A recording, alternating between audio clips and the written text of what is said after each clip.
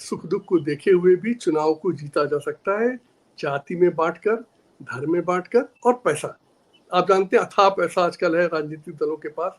सब मतलब कितना पैसा खर्च होता है इसके बारे में देश भर में बहुत बड़े बड़े विशेषज्ञ बैठे, लेकिन इसकी था नहीं पा पाए आज तक आखिर चुनाव में कितना पैसा खर्च होता है। तो ये उसी के चलते ये है कि ये जनता की समस्याओं के प्रति संवेदनशील नहीं है, क्योंकि इन्हें पता है कि जनता का वोट हमें अन्य तरह से आराम से मिल जाएगा। इसलिए जब कभी भी इस तरह के बात आते हैं, जैसे आपने उनकी बात की, अन्य देशों की बात की, अन्य लोगों की बात की, देखिए उस समस्या को कई वर्ष पहले हल कर लेना चाहिए था। आप इस तरफ या उस तरफ कुछ तो करते, लेकिन कुछ भी नहीं किया गया। या तो आप मान लीजिए सरकार के विवेक में और उसकी सारी अंडरस्टैंडिंग में लगता है कि नहीं ये नहीं होना चाहिए, तो आप उस पर दृढ़ रहिए, फिर उसको हैंडल करिए। वो भी नहीं। दूसरी तरफ इनकी समस्या एकदम जेन्युइन है भाई, 30 साल से 25 साल से लोग काम कर रहे हैं, आखिर वो जाए कहाँ। सर एक छोटा सा इसमें एक छोटी बात ऐड करनी थी मुझे। जब विधानसभा का सत्र होता है और विपक्ष के नेता शिक्षा मित्र अनुदेशक का सवाल करते हैं, तो बेसिक शिक्षा मंत्री मूछें टाइट करके कहते हैं ये हमारे शिक्षक हैं, हमारा 30 बच्चे पे एक शिक्षक है। शिक्षा मित्र 1.5 लाख काउंट हो जाते हैं, अनुदेशक 30,000 काउंट हो जाते हैं बेसिक शिक्षा में, उच्च शिक्षा में, सॉरी जूनियर में। और जैसे ही गिनती पूरी हो जाती है और जब देने का नंबर आता है तो वो कहते हैं कि आप तो शिक्षा मित्र हो, अनुदेशक हो, आप इधर मत आइए, पैसे की तरफ मत आइए, आप 10,000 और 9,000 में पढ़ाइए, आपका परिवार मरता है मर जाए, आप मरते हो मर जाए। सर 2017 में जब सुप्रीम कोर्ट ने आदेश जारी किया है तब से लेके अब तक 10,000 से ज्यादा लोगों की मौत हो गई। रोज एक तो लोग मर जाते हैं, 10,000 परिवार यतीम हो गए और सरकार के कानों पर जूं नहीं रेंग रही है।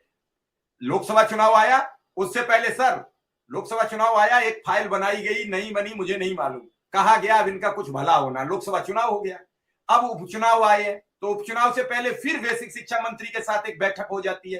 परिणाम क्या आया? परिणाम कुछ तय नहीं है और ये बता दिया गया कि आचार संहिता लग गई है, अब आचार संहिता के बाद बात करेंगे।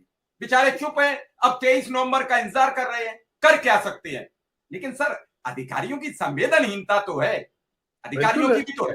उन्हें मैं अभी आपसे ये सवाल करूं कि अगर आप इस महत्वपूर्ण पद पर बैठे होते बेसिक शिक्षा के एसीएस की पोस्ट पर, तो क्या आप ये संवेदनहीनता रख सकते थे? मैं आपसे ही पूछ रहा हूं सर।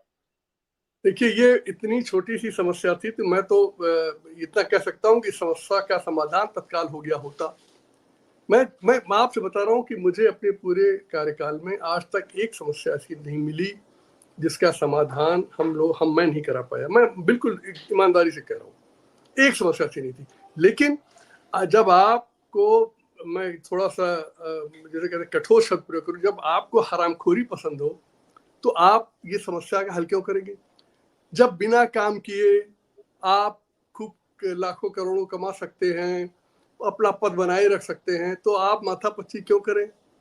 आप समझिए, जो मैं बार बार इस बात को दोहरा रहा हूँ, ये बदनीति का उदाहरण है कि लोगों हमारे प्रशासनिक देखिए, मैं जो सरकारी अफसर लोग हैं इनको मैं दूसरे स्तर का दोषी मानता हूँ। देखिए ये नौकर है, नौकर की हैसियत कुछ नहीं होती। मालिक जिसके पास अधिकार है वो है चुने हुए राजनीतिज्ञ, मुख्यमंत्री और मंत्रीगण। ये जैसा चाहते हैं वैसा होता है। मेरा दूसरा ये कहना है कि अगर हमारे मंत्रीगण और मुख्यमंत्रीगण काम नहीं जानते थे, लेकिन कुछ समय बाद इतना मेहनत करके आप सब कुछ सीख सकते हैं।